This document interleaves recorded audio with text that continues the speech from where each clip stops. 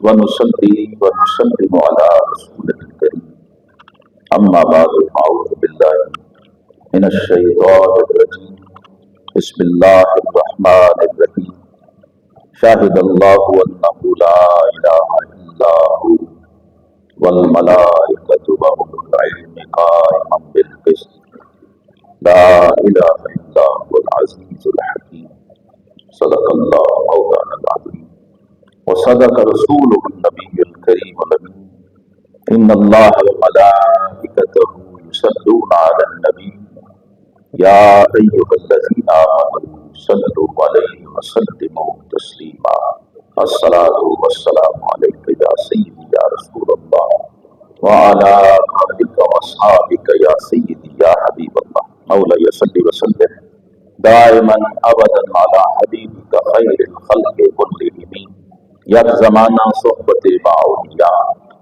بہتر 100 سال اطاعت بیریا ہر بہاد ہم نشینی با خدا او نشینت در حضور اولیاء گرامی قدر علماء و مشائخ کرام احباب ذی وقار، آج کی یہ بزم دو بڑی جلیل القدر ہستیوں سے منسوب ہے۔ حضرت سیدنا امام حسن مجتبی علی جدہ علیہ السلام اور سیدنا امام ربانی مجدد الفسانی الشیخ احمد سرہندی فاروقی قدس سرہ النورانی، یہ دونوں امام، دونوں ہستیاں اہل سنت اور اس پوری امت کے سر کا تاج بھی ہے اور ہر دور کے ہر مسئلے کا حل بھی ہے۔ ان کا ذکر رسمی اور روایتی انداز سے نہ ہو سکتا ہے نہ ہونا چاہیے۔ یہ بالکل ایسے ہے جیسے کسی بیمار کو دوائی چاہیے ہوتی ہے نا، تو بس اسے دوائی سے غرض ہوتی ہے۔ جب بیمار ہے، مریض ہے، تو میرے زہر کا کوئی تریاق کر دے۔ یہ وہ لوگ ہیں، وہ ہستیاں ہیں کہ ان کا ذکر حضرت امام ربانی مجدد الفسانی رحمت اللہ علیہ کے الفاظ میں آپ نے خود ہی فرمایا کہ ان کا ذکر دوا ہے، ان کا کلام دوا ہے اور ان کی نظر شفا۔ ایک تو ہے نا مذکور، ایک ہے ذکر۔ یہ ضروری نہیں کہ مذکور خود وہاں موجود ہے۔ ذکر سے میں بتا رہا ہوں کہ مسئلوں کا حل ہو رہا ہے۔ تو جس کے ذکر سے سوچئے گناہ مٹتے ہیں۔ امام جلال الدین سیوطی رحمہ اللہ جامع صغیر میں لائے اس روایت کو، فرماتے ہیں ذکر الانبیاء من العبادہ و ذکر الصالحین کفارۃ الذنوب۔ اللہ کے نبیوں کا ذکر کریں گے تو عبادت کا ثواب نامہ اعمال میں جائے گا، اور اللہ کے ولیوں اور صالحین کا تذکرہ کرتے جائیں گے تو جو موجود گناہ ہے وہ مٹے گا۔ تو میں نے سوچا کہ جن کا ذکر یہ ہے تو مذکور کیا ہوگا؟ جن کے ذکر سے بیٹھے بٹھائے 2 رکعت بھی پڑھنی ہو تو وضو کرنا پڑتا ہے، بندے کو کھڑا ہونا پڑتا ہے، لیکن یہ رب العالمین کے ہی ذکر کا اصل میں مظہر ہے اور اسی کی ریفلیکشن ہے، کیونکہ اس کا وعدہ ہے فاذکرونی اذکرکم۔ تو یہ وہ لوگ ہیں جنہوں نے صرف رب کے ذاکر نہیں بنے بلکہ رب کا مذکور بن کے دکھایا۔ اس آیت کریمہ کا جو اصل مفاد ہے اس کی طرف ہماری توجہ نہیں، اہل علم کی بھی توجہ نہیں۔ یہ بڑا مشہور و معروف قرآن کا ٹکڑا ہے فاذکرونی اذکرکم۔ اس کا حاصل یہ نہیں ہے کہ تم بس اللہ کو یاد کرتے رہو، بلکہ اس کا حاصل بابا فرید گنج شکر نے یہ سمجھایا کہ تم کیا رب کو یاد کرو گے، اصل کمال یہ ہے کہ رب تمہیں یاد کرے۔ اور باب مدینۃ العلم سیدنا علی المرتضیٰ شیر خدا حیدر کرار کرم اللہ وجہ کریم فرماتے ہیں کہ اللہ نے پچھلی کسی امت کے کسی ذاکر، کسی صالح اور کسی عارف کو یہ نہیں کہا. بنی اسرائیل میں بھی اولیاء موجود تھے، عرفاء موجود تھے، اللہ والے موجود تھے. کسی کو یہ نہیں کہا تم مجھے یاد کرو میں تمہیں یاد کروں. وہاں یہ آفر نہیں تھی، حالانکہ ذکر تھا، مذکور بھی تھا. وہاں یہ پیشکش نہیں تھی، بلکہ وہاں کیا تھا کہ تم ذکر کرو ہم تمہیں اجر دیں گے، تم عبادت کرو ہم تمہیں ثواب دیں گے، بندگی کرو تمہیں بخشش اور مغفرت ملے گی. لیکن فرمایا اپنے محبوب کریم علیہ الصلوۃ والتسلیم کی امت کو یہ شرف بخشا کہ میرے حبیب کے امتی تو رب تو بندہ ہو کے جب مجھے یاد کرے گا، میں رب ہو کے تجھے یاد کروں. اور حدیث قدسی متفق علیہ حدیث ہے، فرمایا ان ذکرنی فی نفسی ذکرتہ فی نفسی. اس میں بھی پھر ورائٹی رکھی. اگر تو اکیلا ہی تنہائی میں، خلوت میں اور نقشبندیوں کی اصطلاح میں خفی طور پہ مجھے یاد کرے گا تو میں بھی خفی طور پہ تجھے یاد کروں گا، یعنی پرسنلی ذاتی طور پہ تجھے یاد کروں گا. ان ذکرنی فی ملئ ذکرتہ فی ملئ خیر منہ. اگر کسی مجمع اور محفل اور حلقے میں اعلانیہ طور پہ میرے نام کا ڈنکا بجائے گا اور شرم نہیں کرے گا اور جھجکے گا نہیں، تو فرمایا میں اس سے بہتر مجمع میں تجھے یاد کروں گا. تو خاکیوں میں بیٹھ کے مجھے یاد کرے گا، میں نوریوں کے مجمع میں تجھے یاد کروں گا. ملأ اعلیٰ میں، یہ یاد رکھیں یہ بڑی ٹیکنیکل بات ہے، ملأ الاعلیٰ کا مطلب ہے یہ عالم بالا جو اوپر کی دنیا ہے، عالم جبروت اور لاہوت. وہاں جس بندے کا نام ریکارڈ میں آ جائے، فرشتوں کے رجسٹر میں جو بندہ درج ہو جائے نا، وہ پھر اس بلندی سے رب اسے کبھی گرنے نہیں دیتا. یہ وہ شرف اور احساس ہے جو ان ہستیوں کا حاصل ہے. رب کا ذکر تو ساری مخلوق کر رہی ہے. یسبح لہ ما فی السماوات والارض، زمین و آسمان کی ہر چیز، یہ ذرے، تنکے، درخت، پہاڑ، شجر، حجر، جمادات، نباتات، یہ سب رب کی تسبیح میں ہیں 24 گھنٹے بلا انقطاع. اصل کمال یہ تھا کہ تم خود کو رب کا مذکور بناؤ. انہوں نے یہ کر کے دکھایا، ان ہستیوں نے. حضرت امام ربانی مجدد الفسانی رحمت اللہ علیہ کے حضور ایک تازہ سلام کے میں کچھ شعر، میاں صاحب بھی بیٹھے ہیں اور حضرت شیر ربانی اعلیٰ حضرت شرف پوری رحمت اللہ علیہ کے وسیلے سے میں امام ربانی کی بارگاہ میں سلام کے کچھ شعر ہیں وہ عرض کرتا ہوں. آپ کی شان دیکھیں کیا ہے. وارث جانے رحمت پہ لاکھوں سلام، وارث جانے رحمت پہ لاکھوں سلام، حامی دین و ملت پہ لاکھوں سلام. اور الف ثانی ہوا جس کو پورا آتا،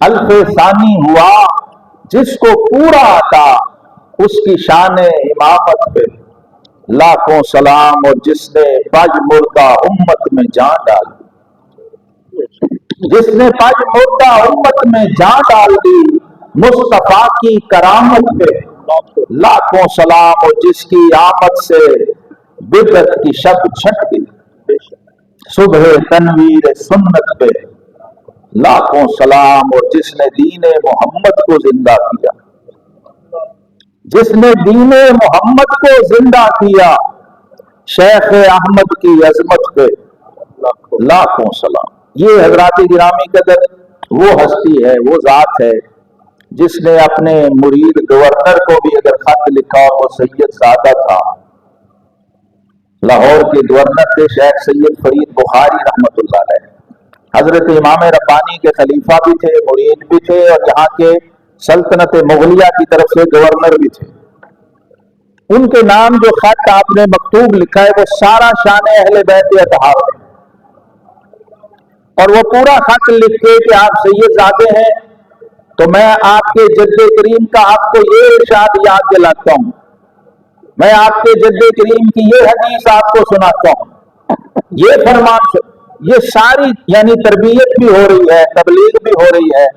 اور آخر میں جب وہ خط ختم کرتے ہیں تو امام ربانی کہتے ہیں کہ یاد رکھیں آپ کی مجلس اور آپ کی صحبت میں کوئی بدعقیدہ بندہ نہ بیٹھے، کیونکہ گورنر بھی ہیں تو لوگ آئیں گے اور آپ کا قرب بھی حاصل کرنا چاہیں گے، تو ایسا کوئی شخص آپ کی مجلس میں بار اور جگہ نہ پا سکے جو آپ کے جد کریم کے کسی ایک صحابی کا بھی گستاخ ہو گیا۔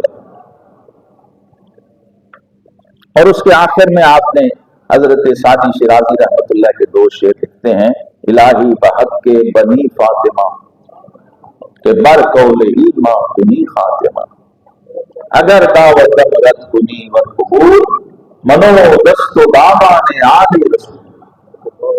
تو یہ جو نسبت آل رسول ہے، میں آج اس موضوع پہ ہی گفتگو کرنا چاہ رہا ہوں بڑے اختصار کے ساتھ، لیکن ذرا ہٹ کے بات کرنا چاہ رہا ہوں۔ حضرت صاحب ہمارے پاس سلسلہ چشتیہ کی نسبت والے بزرگ بیٹھے ہیں اور ان کے پیچھے بھی نسبت صدیقی کار فرما ہے۔ حضرت فخر جہاں دہلوی رحمت اللہ علیہ یہ نسباً صدیقی ہیں، سیدنا صدیق اکبر رضی اللہ عنہ کی اولاد ہیں، اور امام ربانی مجدد الفسانی یہ فاروق اعظم کی اولاد ہیں۔ تو میں چونکہ شیخ صاحب نے خاص طور پہ مجھے رات یہ فرمائش بھی کی اور خواہش بھی کی کہ آج اس ہستی کا بھی عرس ہے جو صرف امام حسن نہیں ہے، میں ان کو امام حسین کہتا ہوں۔ امام حسن مجتبی امام حسین، کیونکہ نائب مرتضی اور جانشین شیر خدا آپ کی ذات ہے اور شبیہ مصطفیٰ بھی آپ ہے۔ آقا کریم علیہ السلام نے یعنی یہ وہ نواسا ہے جس کے نانا نے اس کو گود میں بٹھا کے ممبر پہ اس کی شان میں خطبہ پڑھا، تو اس طرح ذکر امام حسن مجتبی خود سنت مصطفیٰ ہے۔ صحیح بخاری میں کئی جگہوں پہ امام بخاری علیہ رحمہ اس حدیث کو لائے کہ آقا کریم علیہ السلام نے اپنے اس پیارے نواسے کو جو آپ کا ہم شبیہ ہے پیدائشی طور پہ اپنی گود میں بٹھایا، اور خطبے کا موضوع ہی شان حسن مجتبی۔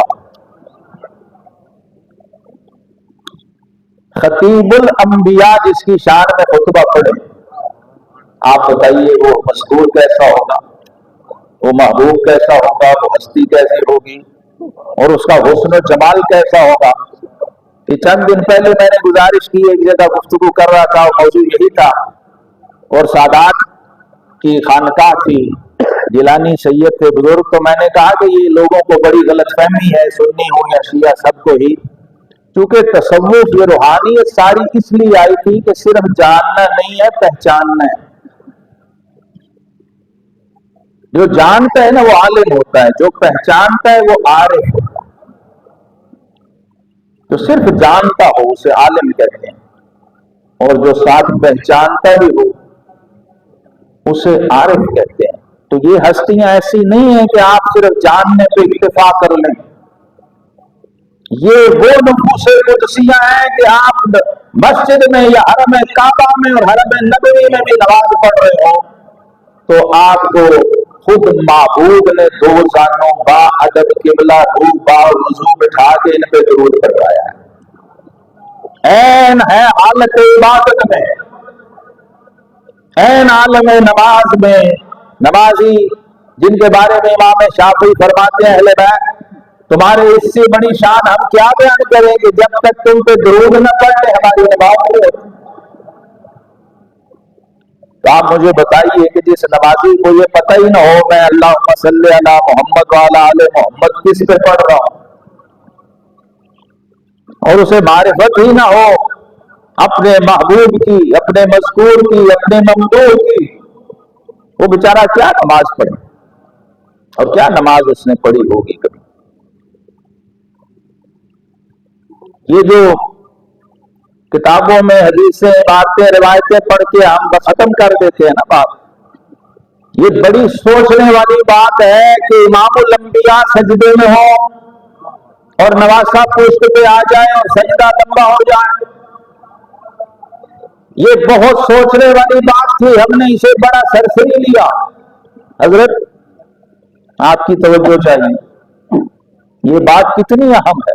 वरना फिकी मसला ये है कि इमाम किसी के लिए अगर नमाज में कोई भी हरकत करे, नमाज नहीं होती।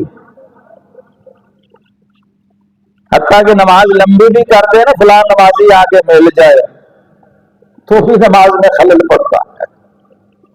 यानी नमाज से बाहर गैर नमाज की नमाज के अंदर गुंजाइश नहीं है।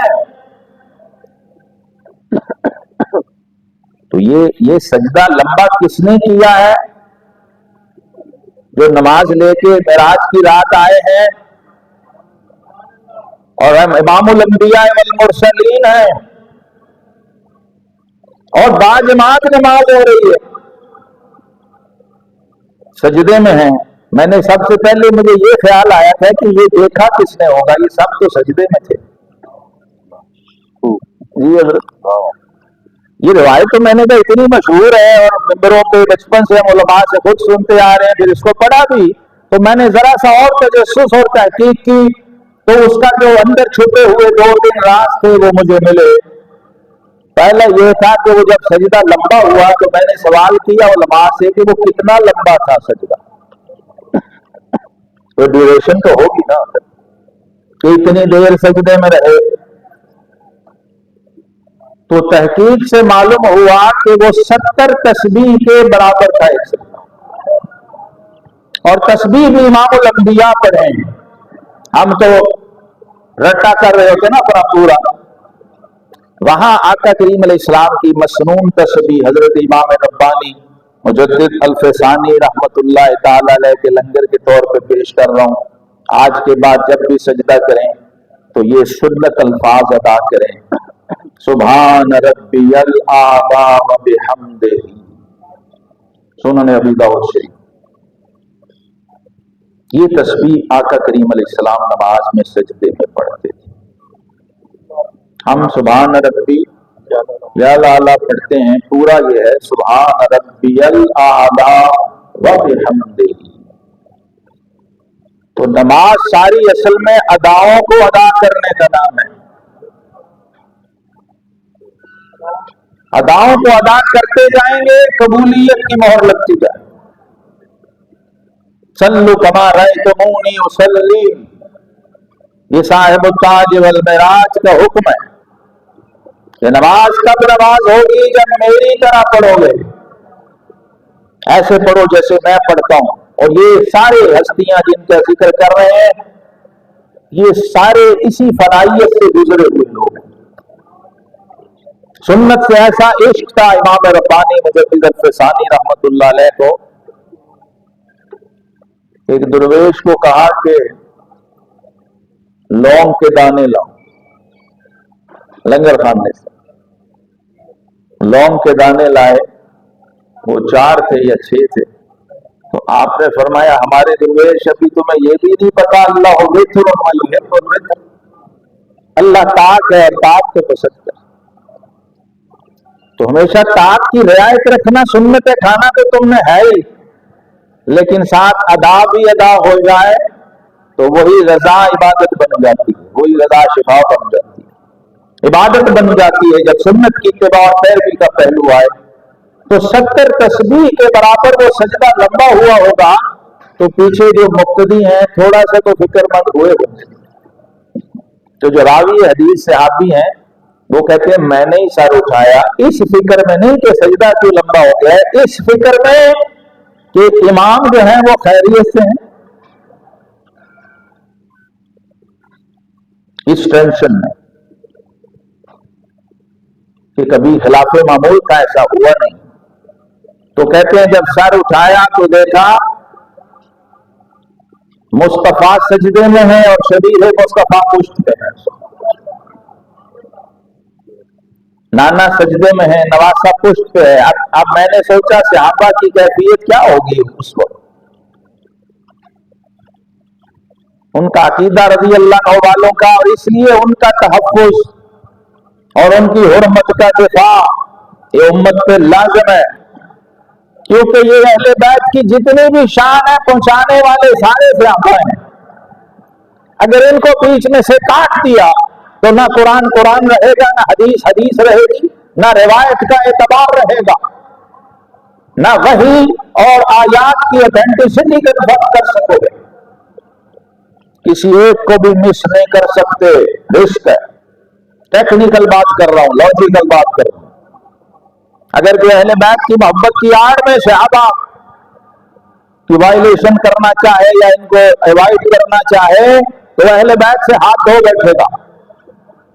मैंने इस पे, मैं हदीस का स्टूडेंट हूं, बड़े ध्यान से चीजों को देखा। 99% जितने फज़ाइल अहले बैत हैं उस सब के रावी सहाबा हैं। तो अगर रज़ी अल्लाह वाले बीच में से चले गए तो तुम अहले बैत से भी हाथ धो बैठो।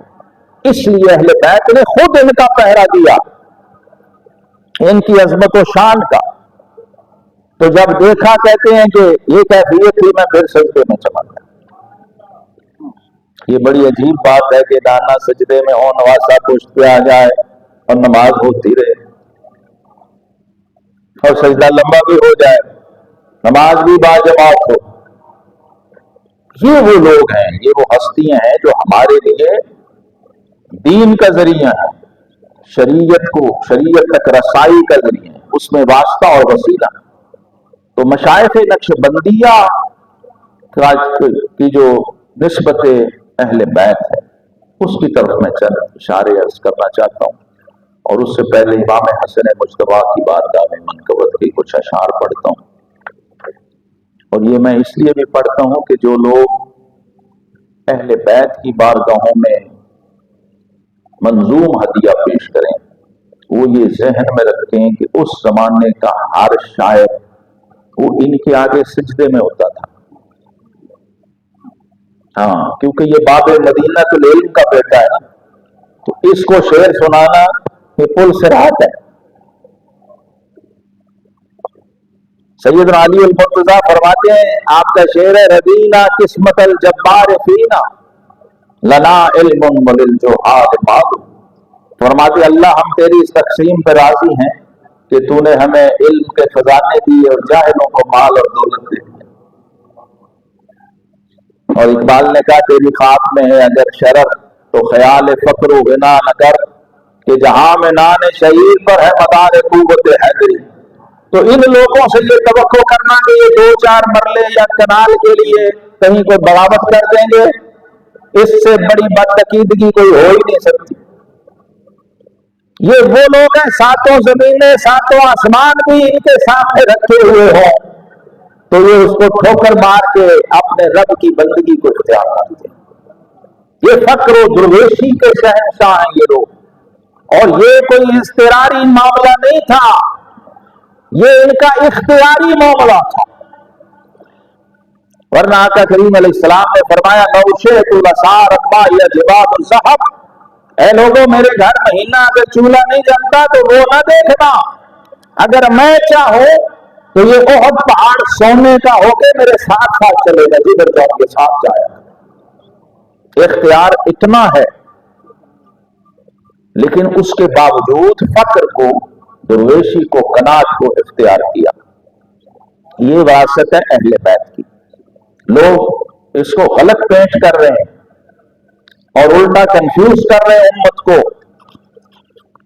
आपको ये हदीस याद नहीं है जो हर बंदा ये अपनी उंगलियों पे तस्बीह सैयदा सलामुल्लाह अलैहा पढ़ता है, उसको याद नहीं है तस्बीह क्यों मिली थी?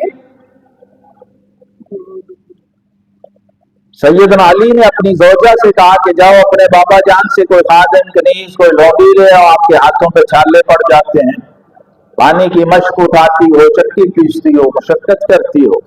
तो सैयदतुन निसाइल जन्ना सलामुल्लाह अलैहा। और ये याद रहे, ये सारे लोग सैयद बाद में बने नहीं है, ये पैदा ही सैयद हुए, ये जन्नत के सरदार ही पैदा हुए दुनिया में, ये किसी कसम की वजह से नहीं बने। یہ ان کا منصب وحدی ہے، پیدائشی ہے، اس کے باوجود آقا کریم علیہ الصلوۃ والسلام کی بارگاہ میں عرض نہ کر سکی، جا کے ڈائریکٹ کہہ بھی نہ سکی، بلکہ فرماتی ہیں حیا اور جھجک کے مارے بس میں پلر کے پیچھے کھڑی دیکھتی رہی، جھانکتی رہی، اور آقا کریم علیہ السلام نے خود ملاحظہ فرما لیا اور پھر خود ہی گھر تشریف لائے اور پوچھا کہ آپ بی بی آئی تھی، کیا ہوا؟ بات نہیں کی، پوچھا نہیں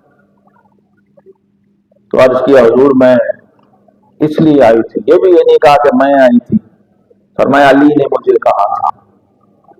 یہ مزاج تو سمجھے کبھی یہ ہے کون یہ لوگ، ان کی ہستیاں، ان کی نفسیات، طبیعت کیا تھی، صرف تقریروں کا موضوع نہیں ہے یہ لوگ، انہیں اپنے مزاج، نفسیات، کردار میں، سیرت میں اتارنا پڑے گا،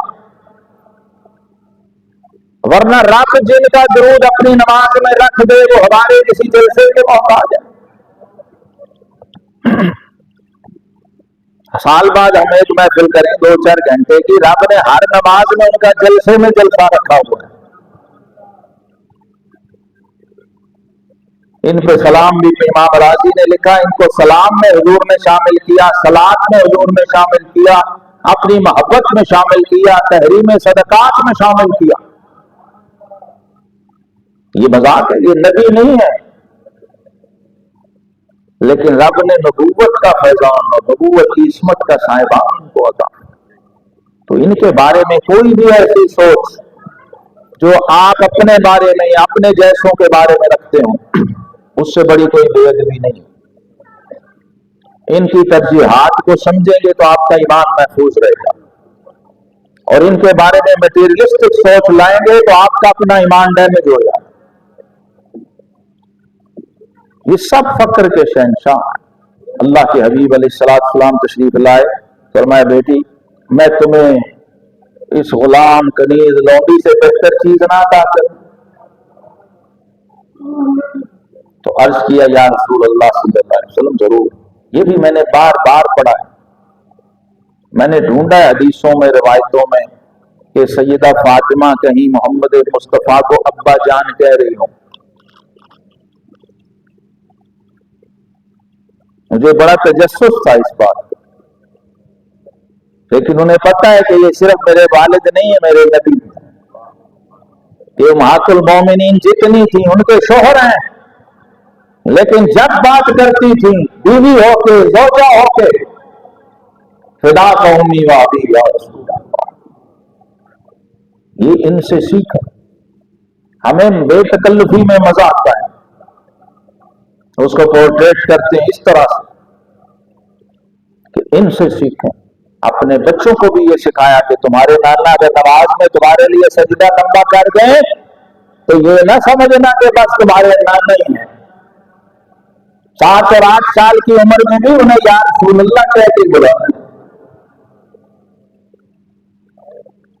یہ باتیں غور طلب ہیں، امت کے کام آنے والی ہیں 24 گھنٹے روزمرہ کی زندگی میں، ہر سانس کے ساتھ، کہ حفظ مراتب کسے کہتے ہیں، وہ یہی ہستی ہیں صحابہ کرام اور اہل بیت اطہار، گھر کے اندر ہو کے بھی، ساتھ رہ کے بھی، فیملی ممبر ہو کے بھی انہوں نے کبھی بھی ادب کی حد کو پار نہیں کیا۔ پتہ ہے کہ پیچھے پہرا کون دے رہا ہے، اس کا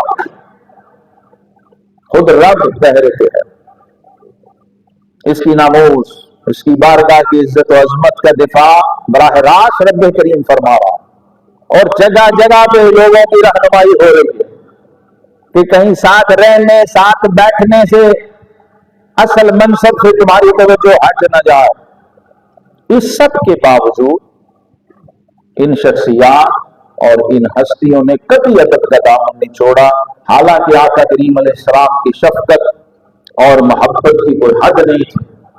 تو سیدہ پاک کو فرمایا کہ بیٹی یہ غلام اور کنیز سے بہت بہتر ہے کہ جب تھک جایا کرو نا، یہ 2 روایتیں ہیں آج میں دوسری پیش کرنے لگا ہوں، پہلی دفعہ، ایک تو یہ 33 والی ہے اور 34 والی ہے۔ یہ بستر پہ پڑھنے والی ہے رات کو، جب سونے لگے فرماتی ہے میں اور علی ہم اپنے بستر پہ بیٹھ چکے تھے تو حضور علیہ السلام تشریف لے آئے. ہم اٹھنے لگے فرمایا بیٹھے لو. اسی طرح ہمیں اسی حالت میں بیٹھا رہنے دیا. ہمارے ساتھ ہی ہمارے بستر پہ جلوہ گر ہو گئے. وہ بستر ظاہر ہے بیٹھ گیا, میٹرس نہیں تھا. یہ یاد رکھیں, وہ چٹائی تھی کھجور کی, چھوٹی سی زمین پہ بچھی ہوتی تھی. تو ہمارے ساتھ ہی جلوہ گر ہوئے. مالک کونین ہیں جو خاص کچھ رکھتے نہیں, دو جہاں کی نعمتیں ہیں ان کے خالی ہاتھ میں. تو اپنے اہل بیت کے لیے حضور نے مال دولت دنیا پیسہ تخت تاج نہ چاہا نہ اسے پسند کیا. تو تم کون ہو جس چیز کو وہ ٹھکرا رہے ہو, تم اس سے ان کی فضیلت ثابت کرنا چاہتے ہو. اور ان کا تو کوئی بلال بن جائے سلمان بن جائے وہ نہیں تھوکتا تختے سکندری پر. تم نے کیا پیمانے بنائے. یہ ظلم کی بدبختی کی انتہا ہے. یا پھر تم نے الف بے بھی نہیں جانے, علی کی عین تک بھی نہیں پہنچے, اور نہ پہنچ سکتا ایسا کوئی بھی شخص جو میٹیریلزم کی چربی جس کی آنکھوں پہ چڑھی ہو. اسے یہ ہستیاں, اسے تو بو علی سمجھ نہیں آ سکتا, علی تو بڑی شان.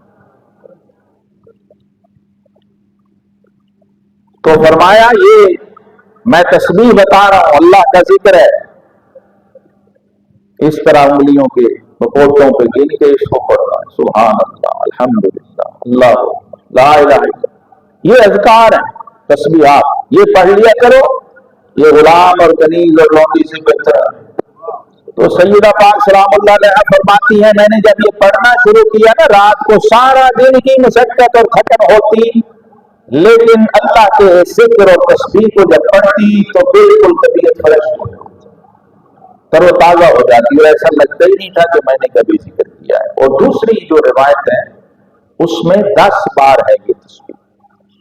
اس کا بھی فائدہ اٹھایا کریں اور اس سنت کو بھی ادا کیا. کبھی بندہ جلدی میں ہوتا ہے, وقت نہیں ہوتا, تو وہ تسبیح چھوڑ دیتا ہے کہ 33 بار اور 34 بار کہاں پڑھے گا. تو آقا کریم علیہ السلام نے ایک موقع پر یہی تسبیح انہی ہستیوں کو 10 بار بھی تلقین فرمائی. سبحان اللہ 10 بار, الحمدللہ 10 بار, اللہ اکبر 10 بار. اس کو شارٹ کر دیا. یہ آقا کریم علیہ السلام کی شان کریمی ہے جو اپنی امت کو عطا فرمائی. حضرات مشائخ نقشبندیہ کی جو نسبت اہل بیت ہے اس کی طرف میں ایک ایک اشارہ بس کر کے تو بات کو سمیٹتا ہوں. ہمارا جو شجرہ نقشبندیہ ہے, مجددیہ سلسلہ, اس کے سرخیل اور اس کی جڑ اور اس کی بنیاد جو ہستی ہیں امیر المومنین یار غار و مزار حضرت سیدنا صدیق اکبر رضی اللہ تعالیٰ عنہ. آپ کا یہ فرمان صحیح بخاری میں ہے, آپ فرمایا کرتے تھے ارکبوا محمدا فی اہل بیت صلی اللہ علیہ وسلم, اے لوگو محمد مصطفیٰ صلی اللہ علیہ وسلم کے اہل بیت کے معاملے میں ان کا حیا کیا کرو. یعنی جب معاملہ ان کے گھر کا آ جائے تو اس گھر کے فرد کو نہیں دیکھنا, گھر کے مالک کو دیکھنا, اس کا لحاظ کیا کرو. اور یہ صرف لوگوں کو تعلیم نہیں کی, پھر پریکٹیکلی اپنے عمل سے اس کو ثابت کیا. آپ فرمایا کرتے تھے کہ مجھے اپنے ہر ذاتی رشتے, قوم, قبیلے اور برادری سے بڑھ کے میرے آقا کا ہر رشتہ عزیز و مقدم ہے. ایسے ایسے روایات و ارشادات موجود ہیں اور ایسے افعال موجود ہیں عملی طور پر کہ جب آپ خلیفہ بنے اور مسجد نبوی شریف سے عصر کی نماز پڑھ کے نکلے, یعنی پڑھا کے نکلے, اور سیدنا علی المرتضیٰ شیر خدا رضی اللہ عنہ ساتھ تھے, تو باہر بچوں کے ساتھ امام حسن مجتبیٰ کھیل رہے تھے. اب ایک ہے کہنا اور تقریر اور خطاب اور لوگوں کو, لیکن آپ نے خلیفہ وقت ہو کے بچوں کے ساتھ کھیلتے ہوئے اپنے آقا و مولا کے نواسے کو اسی طرح کندھوں پہ اٹھایا جیسے حضور علیہ السلام خود اٹھایا. لوگ دیکھ رہے ہیں, سیدنا علی دیکھ رہے ہیں, اور پھر کندھے پہ بٹھا کے وہی سنت ادا کی جو نانا جان خود ادا کرتے تھے. اور اس نواسے کی شان میں ایک شعر پڑا، بی ابی شبیہ بالنبی لیسا شبیہ بی علی۔ سیدنا علی دیکھ رہے ہیں، فرمایا حسن تو کتنا پیارا ہے، ساری دنیا کے بچے اپنے باپ کے مشابہ ہوتے ہیں اور تو اپنے نانا کا مشابہ۔ اور سیدنا علی دیکھ کے اس کو مسکرا رہے ہیں اور خوش ہو رہے ہیں۔ اور یہ شجرہ جو ہے سیدنا صدیق اکبر سے آگے جس ہستی پہ جاتا ہے ان کا نام سیدنا سلمان فارسی۔ ان کے لیے بس اتنا ہی عرض کرتا ہوں جو خود گھر والوں نے کہا، یعنی اہل بیت کی محبت کی معراج اگر دیکھنی ہو تو وہ سیدنا سلمان فارسی رضی اللہ عنہ کی ذات ہے، اور اس کا انعام دیکھنا ہو تو وہ یہ ہے، سلمان منا اہل البیت، یعنی فنا اتنے ہو گئے کہ گھر والوں نے باہر سے اٹھا کے اندر رکھ لیا۔ انہوں نے لوگوں آپ اس سلمان کو فارسی نہ سمجھنا، اس کو باہر کا نہ سمجھنا، بلکہ آج سے یہ بھی ہمارے اہل بیت میں شامل ہے۔ یہ میں نقشبندیہ سلسلے کا روٹ بتا رہا ہوں، تھوڑا سا بھی صرف اشارے کر رہا ہوں، ہنٹ دے رہا ہوں۔ لوگ تو اس محبت کو اختیار کرتے ہیں، اس شجرے میں یہ اوپر سے رگوں میں جڑوں میں رچی ہوئی ہے۔ اس نسبت کے ساتھ جو شخص جڑتا ہے اسے اہل بیت کے لیے نہ کوئی تقریریں کرنی پڑتی نہ سننی پڑتی ہیں، نسبت صحیح ہو تو اس کے رگوں میں اور خون میں اس کے اہل بیت اتر جاتا۔ یہ مشاہدہ کی بات عرض کر رہا ہوں، کیونکہ پیچھے روٹ شجرے میں ہے نا۔ وہ کبھی کسی کو بڑی ڈرپ لگے نا تو پھر بار بار اکیلا انجیکشن نہیں لگاتے ڈاکٹر، وہ ڈرپ میں ہی ڈالی جاتے ہیں نا کہ یہ چاہیے یہ چاہیے۔ تو نقشبندیوں کی ڈرپ میں اس کے اہل بیت کا انجیکشن اوپر سے لگا ہوگا، وہ نسبت کے اندر آتا ہے۔ سیدنا سلمان فارسی رضی اللہ تعالیٰ عنہ سے آگے جس ہستی کا نام ہے یہ حضرت سیدنا صدیق اکبر کے پوتے ہیں اور حضرت سیدنا امام جعفر صادق کے نانا جان ہیں، حضرت امام قاسم بن محمد بن ابی بکر رضی اللہ عنہ۔ اگر ان کا بھی تعارف آج امت کو ہو جائے نا تو یہ اس وقت جو 90% خود جعلی پھڈے کریٹ کیے گئے ہیں وہ سارے ختم۔ میں نے رات بھی بڑے مجمع میں سیالکوٹ میں پوچھا لوگوں سے کہ امام جعفر صادق کی والدہ کا نام پتہ ہے کسی کو؟ یہ تو مجھے لگتا ہے ابھی اس دور میں واجب ہو چکا، ہر اسٹیج پہ اس کو دہرایا جائے، کیونکہ مس یوز بھی ہوتا ہے، جو بڑے لوگ ہوتے ہیں، بڑے نام ہوتے ہیں، بڑے ٹائٹل ہوتے ہیں، اس کا مس یوز بھی اسی حساب سے ہوتا ہے۔ تو جسے تو یہ پتا ہے اس کی نسلوں کا ایمان بھی قیامت تک محفوظ ہے، جسے نہیں پتا وہ کہیں بھی دھوکہ کھا سکتا۔ آپ کے مرشد بھی ہیں، شجرے میں ترتیب یہی ہے جو میں بتا رہا ہوں۔ آپ کے مرشد و شیخ بھی ہیں، حدیث میں بھی آپ کے شیخ ہیں، نسبت و طریقت و روحانیت میں بھی شیخ ہیں، نسب میں آپ کے نانا جان ہیں۔ اور ایک اور بات، حضرت سیدنا امام زین العابدین کے کزن ہیں، خالہ زاد ہیں اور رضائی بھائی ہیں۔ یہ رشتہ اسی لیے ہوا نا۔ امام محمد الباقر اگر امام قاسم کے داماد ہوں تو امام جعفر صادق کے وہ نانا بنیں گے نا۔ امام جعفر صادق کے والد امام محمد الباقر، وہ داماد ہوں امام قاسم کے تو پھر امام جعفر صادق کے وہ نانا بن سکتے ہیں نا۔ سمجھ آ رہی ہے بات؟ تو یہ رشتہ قرب اتنا تھا، تعلق اتنا تھا، کزن بھی تھے، رضائی بھائی بھی تھے۔ رضائی بھائی کا مطلب ہے اصل نسبی بھائی، تعلقات تھے، رشتے تھے، محبت تھی، اتنا کلوز تعلق تھا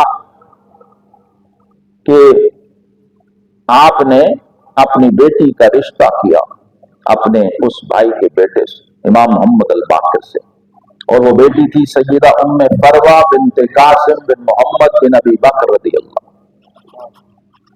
یہ امام جعفر صادق کی والدہ ماجدہ ہیں سیدہ ام فروہ سلام اللہ علیہا، اور یہ صدیق اکبر کی پڑپوتی ہیں. یعنی صدیق اکبر اور امام جعفر صادق کا اپنا فرمان ہے ولدنی الصدیق مرتین. شیعہ سنی دونوں لٹریچر کتابوں میں ذخیرہ علم میں یہ موجود ہے کہ لوگوں علی کا تو میں ایک نسبت سے بیٹا ہوں، ابو بکر کا 2 نسبتوں سے بیٹا ہوں. تو ددیال آپ کا علوی اور ننیال آپ کا صدیقی. اس لیے امام ذہبی نے سیر واعلام النبلاء میں جہاں آپ کا تعارف لکھا ہے نا، آپ کا شجرہ نسب لکھ کے کہتے ہیں علوی الاب بکری الام، باپ کی طرف سے علوی اور ماں کی طرف سے صدیقی. تو آگے جتنا نسب آپ سے چل رہا ہے وہ سارے کا سارا صدیق اکبر سے ملوا جوڑتا. نانا جان قاسم بن محمد بن ابی بکر ہیں، اور اس سے آگے شجرے میں نام ہی آپ کا ہے سیدنا امام جعفر صادق. اس لیے میں کہتا ہوں کہ جو نقشبندی ہوتا ہے نا وہ جعفری بھی ہوتا ہے. جعفری نہ ہو تو نقشبندی ہو ہی نہیں سکتا. تو ہم آفیشلی شجرے والے جعفری ہیں. اس لیے یہ تعارف بھی امت کو آج پہنچنا چاہیے تاکہ بدعقیدگی کی جڑیں کٹ سکیں. اور آگے پھر یہ شجرے میں اس ہستی پہ آیا جن کے نام سے نقشبندی نسبت چلی. پہلے یہ صدیقیہ تھا سلسلہ، اس کو کہتے تھے صدیقیہ سلسلہ. پھر اس کو کہتے تھے تیفوریہ سلسلہ. پھر اس کو کہتے تھے خواجگانیہ سلسلہ.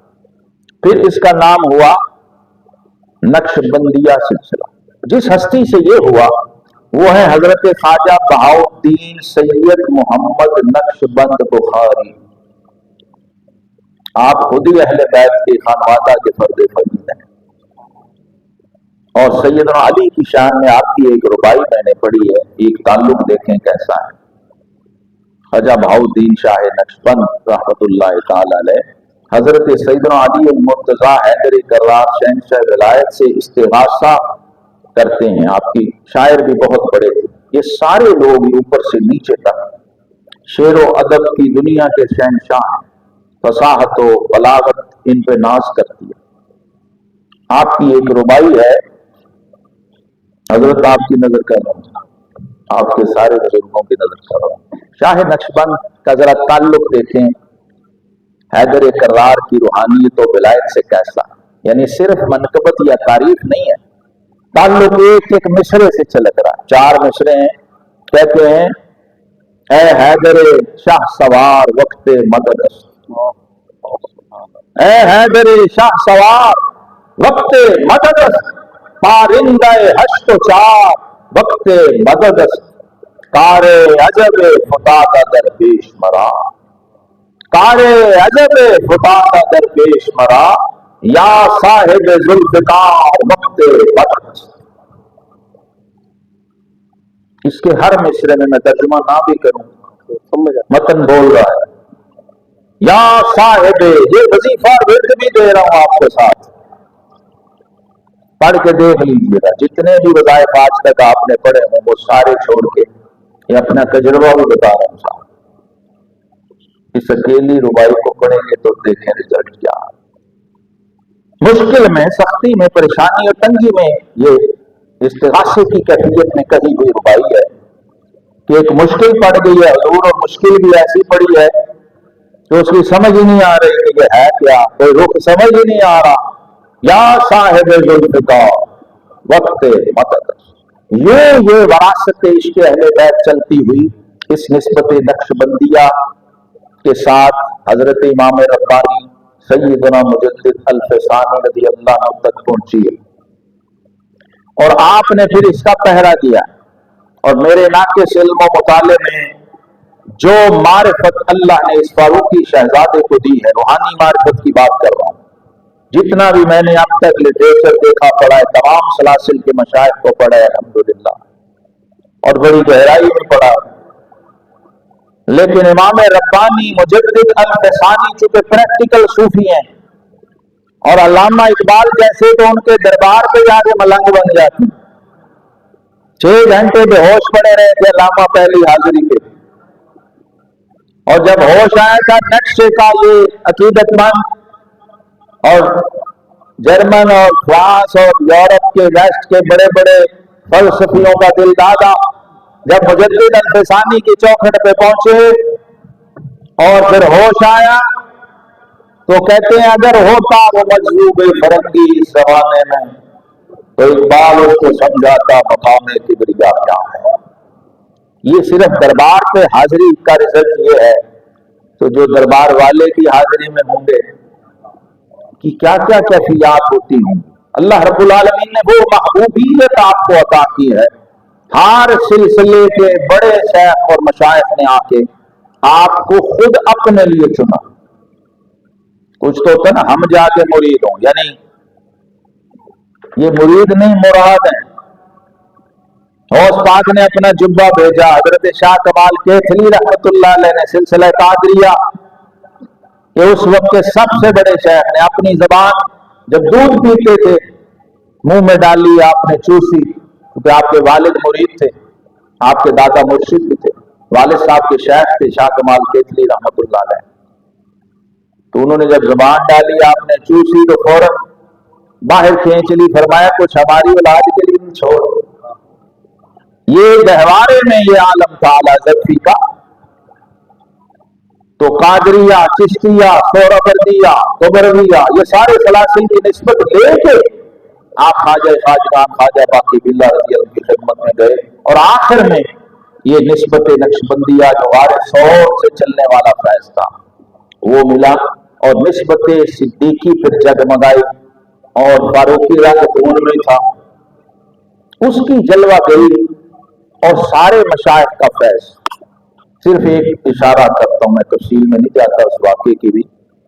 آپ فرماتے ہیں میں مراقبے میں تھا تو میں نے دیکھا مشائخ قادریہ کی صفیں لگی ہوئی ہیں، اور وہ میری طرف دیکھ رہے ہیں سارے، اور کہہ رہے ہیں یہ ہمارا مرید ہے بھائی، فخر کر رہے ہیں اس پہ، ہمارے سلسلے کا بندہ ہے۔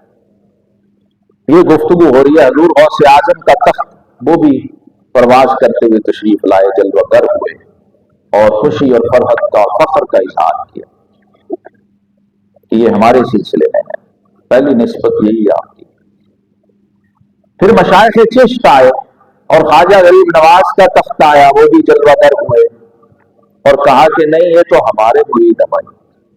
آپ کے والد شیخ عبداللہ سرہندی رحمۃ اللہ، شاہ عبد القدوس گنگوہی چشتی سابری جو فیض ہے وہ آپ کو ملا، تو انہوں نے کہا ہمارے مرید ہے۔ اتنے میں مشائخ سہروردیہ آئے اور شیخ الشیوخ کا تخت لگا، انہوں نے کہا یہ ہمارے خلیفہ خواجہ یعقوب سرخی سے فیض یاب ہے بھائی، یہ ہمارے مرید ہے۔ یہ بحث و تکرار شروع ہوگی، اتنے میں مشائخ نقشبندیہ آ گئے اور حضرت شاہ نقشبند رحمت اللہ کا تخت آیا، تو یہ تکرار چھڑ گئی سارے مشائخ میں۔ تو فرماتے ہیں میں حیران ہو رہا تھا، میرے تو سارے مرید ہیں، میں نے تو سب کے دسترخوان سے فیض لیا ہوا ہے، اب یہ پتہ نہیں کیسے مسئلہ حل ہوگا۔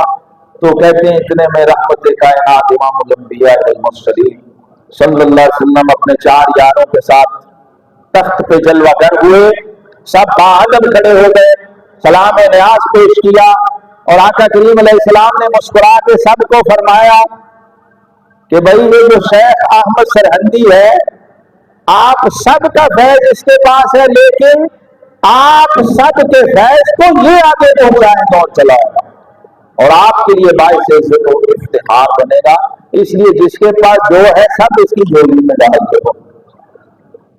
تو یہ اس شان سے آپ میدان عمل میں اترے ہیں، اور حضور داتا گنج بخش رحمت اللہ علیہ کی کشف المحجوب کے مطابق اگر میں اس فارمولے کو سامنے رکھوں جو داتا گنج بخش علی وجویری نے جو روڈ میپ دیا تھا، صرف روڈ میپ دیا ہے، نفاذ نہیں ہوا، لیکن اس کو اگر کسی ہستی نے ہمارے اس خطے میں سب کانٹیننٹ پہ امپلیمنٹ کیا ہے وہ حضرت مجدد الفسانی ہے۔ تو روڈ میپ کیا تھا؟ آپ نے فرمایا 3 پلر ہیں کسی قوم کے، علماء، صوفیاء اور عمراء، اس میں سے ایک بھی گر جائے قوم گر جاتی ہے۔ یہ داتا صاحب کی تشخیص بتا رہا ہوں بہت شارٹلی۔ حضرت مجدد نے یہ 3 پلر پکڑے اور قائم کر کے ایسے کھڑے کیے کہ لاہور کا گورنر بھی قابو کیا اور کابل کا گورنر محمد خان اسے بھی قابو کیا۔ یہ مرید تھے آپ کے. اور ابو الفضل اور فیضی جیسے جن کے علم کا ڈنکا بجتا تھا ان کو بھی مسخر کیا، ان سے اپنا علم منوایا، جن کی وجہ سے یہ ساری گمراہی پھوٹی. جو علماء سو تھے، دنیا دار علماء تھے، لصوص دین جسے حضرت مجدد فرماتے ہیں کہ دین کے ڈاکو اور چور، اور صوفیاء جو خانقاہوں میں بیٹھ کے وحدت الوجود کے نام پر، توحید وجودی کے نام پر رام رحیم مندر مسجد، یہ جو ایک ہو رہا تھا یہ اکبر نہیں کر رہا تھا، اس کے پیچھے فورسز تھی، جواز تھا اس کے پاس، جسٹیفیکیشن تھی، باتیں تھے. اور آخری میری جملے سن لیں کہ مجدد جو ہوتا ہے یہ چوروں ڈاکوؤں کو ٹھیک کرنے نہیں آتا، یہ مولویوں اور پیروں کو ٹھیک کرنے آتا ہے، یہ سیاستدانوں کو ٹھیک کرنے آتا ہے، جو مذہب کے لبادے اوڑھ کے مذہب کے نام پہ مذہب کو ایکسپلائٹ کرتے ہیں. یہ سنن ابی داؤد شریف کی جو حدیث ہے، حدیث مجدد، کبھی غور سے اس کو پڑھیں. ان اللہ تعالی یبعث لہذه الامة على رأس كل 100 سنة من یجدد لها دینها. یہ دین کے اندر ریفارم کرنے آتا ہے، دین کے اندر جو خرابیاں دینداروں نے پیدا کر دی ہیں اس کی اصلاح کرنے آتا ہے. یہ جو سنت کے نام پہ بدعت کو پروموٹ کر رہے ہیں اس کے لیے مجدد آتا ہے، ان کی اصلاح کرنے آتا ہے کہ بھائی تم دین کا بیڑا غرق کیوں کر رہے؟ دین کے نام پہ چور ڈاکو سے دین کو وہ خطرہ نہیں ہے، وہ اپنا کام کر رہا ہے جو بھی ہے، جہاں جو کرپشن بھی کر رہا. اصل خطرہ دین کو اس سے ہے جو رات کے 1 بجے سوئے ہوں کو اٹھا کے صلاۃ التسبیح با جماعت پڑھاتا ہے، اسپیکر پہ اعلان کر کے اشتہار چھاپ کے، فجر کے لیے کسی کو نہیں کہتا، عشاء کے لیے کسی کو نہیں کہتا آگے جماعت سے نماز پڑھو جو محمد مصطفیٰ صلی اللہ علیہ وسلم کا طریقہ. اور حضور علیہ السلام نے ساری زندگی کوئی نفل نماز مسجد میں نہیں پڑھی، سنتیں بھی نہیں پڑھی، وتر بھی اپنے گھر میں پڑھے. مجدد اس لیے آتا ہے کہ اصل صورت دین کی وہ نکھار کے چمکا کے لوگوں کو دکھائے. حضرت امام ربانی مجدد الفسانی کی معرفت کا لیول آپ یہاں سے چیک کر لیں. آپ فرماتے ہیں لوگوں یہ جو ائمہ اہل بیت ہیں، میں نے ڈھونڈا ہے صوفیوں کی کتابوں میں بھی بہت کم کسی نے کمنٹ کیا ہے ائمہ اہل بیت کے روحانی مراتب پہ. حضور داتا صاحب رحمۃ اللہ جیسی ہستیاں اس کے لیے چاہیے، لیکن بہت شارٹ حضرت مجدد نے اس کو کھول دیا. آپ فرماتے ہیں حضرت سیدنا علی المرتضیٰ کا روحانی مقام یہ ہے کہ آپ اس دنیا میں پیدا ہونے سے پہلے عالم عنصری میں بھی شہنشاہ ولایت تھے، اور پچھلی امتوں کے بھی جن اولیاء کو ولایت کا جو فیض ملا ہے وہ حیدر کرار شیر خدا شہنشاہ ولایت کے وسیلے سے ملا. اور اس میں آپ کے ساتھ اس فیضان ولایت کی تقسیم میں آپ کے دست راست اور آپ کے شامل برابر جو ہستی کھڑی ہیں وہ سیدۃ النساء الجنہ سیدہ سلام اللہ علیہا ہیں، جن کو سلطان العارفین، سلطان باہو، سلطان الفقر کہتے ہیں اپنی اصطلاح میں. اور ان کے ساتھ حسنین کریمین دونوں ان کے قدموں کے نیچے کھڑے ہیں. فرماتے ہیں میں نے جس کیفیت میں دیکھا گویا سیدنا علی کا ایک پاؤں امام حسن کے سر پہ ہے اور سیدہ پاک سلام اللہ علیہا کا ایک پاؤں امام حسین کے سر پہ ہے. اور اس کیفیت میں یہ فیضان ولایت تقسیم ہو رہا ہے، اور آگے پھر یہ چلتا ہوا ائمہ اہل بیت سے آگے بڑھ رہا. یہ عالم ہے اور قیامت تک فرمایا یہ فیض. امام حسن عسکری کے بعد حضور غوث اعظم شیخ عبد القادر جیلانی چونکہ حسنی حسینی سے جاتے ہیں اس لیے بطور قائم مقام یہ سیٹ ان کو بطور نگران کے تا قیام آمد امام مہدی محمد المہدی علیہ السلام رضی اللہ عنہ رحمت اللہ علیہ اس وقت تک یہ سیٹ حضرت غوث پاک شیخ عبد القادر جیلانی کے پاس ہے. جب اصل امام آئیں گے تو وہ پھر چارج سنبھالیں گے. ٹیکنیکلی اور روحانی طور پہ ایسا تبصرہ किसी और बुजुर्ग के यहाँ मेरे इल्म में नहीं आया, ना मेरी नजर से गुजरा है। हजरत मुजद्दिद ने इतना टेक्निकल तरीके से तसव्वुफ को बयान किया कि अल्लामा इकबाल कहते हैं ये वाहिद सिलसिला है इनके पास डायनामिक अप्रोच है। बाकी सारे कहते हैं हुजरे में घुस जाओ, तस्बीह फेरता रहे, अल्लाह अल्लाह करता रहे। ये कहते हैं निकल कर खानकाहों से अदा कर रस्म शबीरी, कि रस्म खानकाही है फकत बंदो हो दिल हीरी। और यही वो मनसब था जो हजरत इमाम हसन मुज्तबा से चला था। हजूर अलैहिस्सलाम ने जहां से बात मैंने शुरू की वहीं से बैठता हूँ, अपने इस नवासे का तारुफ जो करवाया सही बुखारी में गोद में बिठा के फरमाया इन्ना इब्नी हाजा सय्यदुन। ऐ लोगों, मेरा ये नवासा नहीं कहा, यहाँ डायरेक्ट बेटा कहा, ये मेरा बेटा सैयद है, सरदार है। और इस सरदार और सैयद का काम क्या है वो भी बता दिया टेक्निकली। फरमाया युस्लिहुल्लाहु बिही बैनल फियतैन अज़ीमतैन मिनल मुस्लिमीन।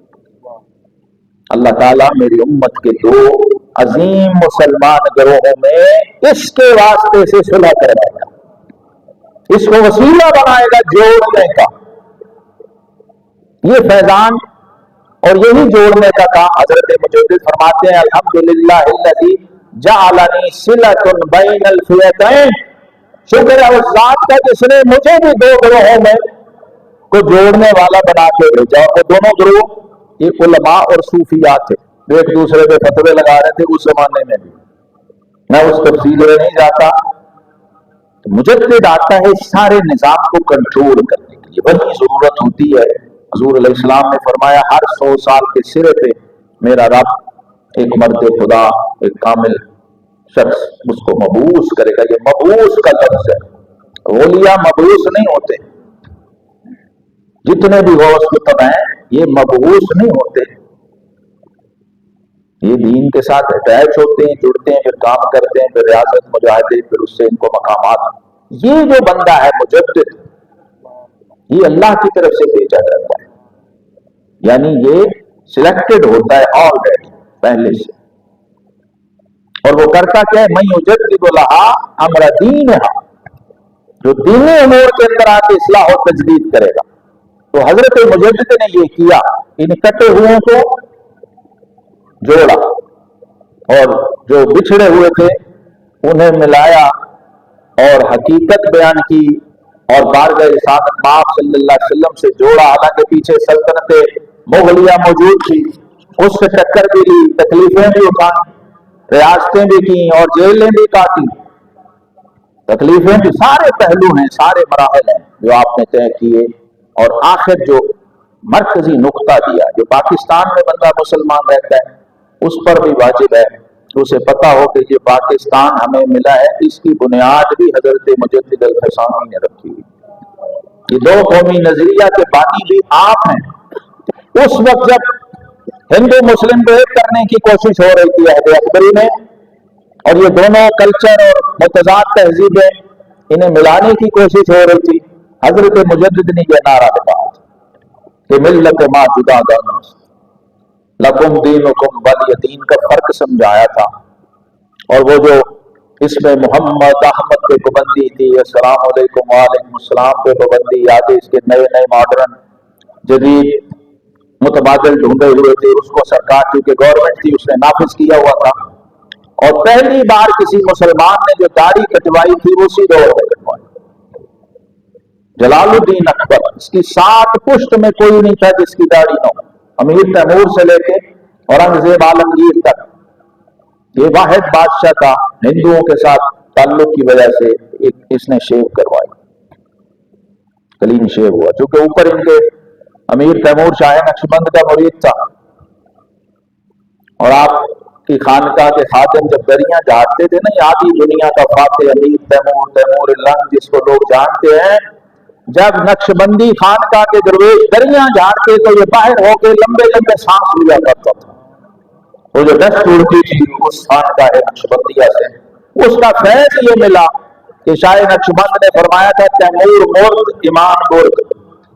जब मरा तो फरमाया हमारे आस्थाने से उड़ने वाली खाक का सदका दुनिया से ईमान सलामत ले लिया। یہ ماحول حالات تھے جب حضرت مجدد نے سٹینڈ لیا اور اس وقت پھر مرکز کی طرف جوڑا لوگوں کو، سارے علماء کو، مشائخ کو، امراء کو، اور فرمایا لوگوں سنو، جس محمد عربی صلی اللہ علیہ وسلم کی ختم نبوت کو، نبوت و رسالت کو تم چیلنج کر رہے ہو اور اس کا متبادل ڈھونڈ رہے ہو، بھائی وہ ذات وہ ہے، فرمایا من خدائے عز و جل برائے عام روزگار کے رب محمد صلی اللہ علیہ وسلم۔ اب اس ہستی سے تم منہ نہیں پھیر سکتے جس کا سٹیٹس اس دین میں یہ ہے۔ فرمایا میں تو اپنے رب سے بھی اس لیے محبت رکھتا ہوں کہ وہ میرے مصطفیٰ کا رب ہے، رب کو رب اس لیے مانتا ہوں کہ وہ محمد عربی صلی اللہ علیہ وسلم کا رب ہے، اس لیے ان سے منہ پھیر کے تم کہیں کوئی اور دین، کوئی ایمان، کوئی عقیدہ نصیب نہیں ہو سکتا۔ یہی کام امام حسن مجتبیٰ نے کیا، یہی کام حضرت امام ربانی مجدد الفسانی رحمت اللہ علیہ نے کیا۔ اللہ تعالیٰ ان ہستیوں کے ساتھ ہمیں محبت، تعلق اور ایمان کی حلاوت بھی نصیب کرے۔ یہ دو تین شعر بس میں پڑھ دوں امام حسن مجتبیٰ کی شان میں کہ آج لب پر ہے نام امام حسن، آج لب پر ہے نام امام حسن، لکھ رہا ہوں سلام امام حسن۔ اور مصطفیٰ نے جسے ابن حاضہ کہا، مصطفیٰ نے جسے ابن حاضہ کہا، اللہ اللہ مقام، بولیے آپ ہی بولیے، اللہ اللہ مقام امام حسن اور راکب دوش سلطان کون و مکان، راکب دوش سلطان کون و مکان، دیکھیے احتشام امام حسن اور پیشوائے امام حسین آپ ہیں۔ لوگوں کو یہ پتا ہے کہ یزید کی بیعت نہیں کی، یہ نہیں پتا کہ حسین نے حسن کی بیعت کی۔ پیشوائے امام حسین آپ ہیں، کیجئے احترام امام حسن اور فیض یاب لعاب شہید و سرا، جس نے دنیا میں آ کے ماں کے دودھ سے پہلے لعاب نبوت کو چکھا، فیض یاب لعاب شہید و سرا، قول حق ہے کلام امام حسن، اور بعد والے سبھی ان کے ہیں مقتدی، بعد والے سبھی ان کے ہیں مقتدی، مصطفیٰ ہے امام حسن، اور اس کے قدموں میں شہزاد شاہی رہی، اس کے قدموں میں شہزاد شاہی رہی، ہو گیا جو غلام ہو گیا جو غلام امام حسن، واخر دعوانا الحمدللہ۔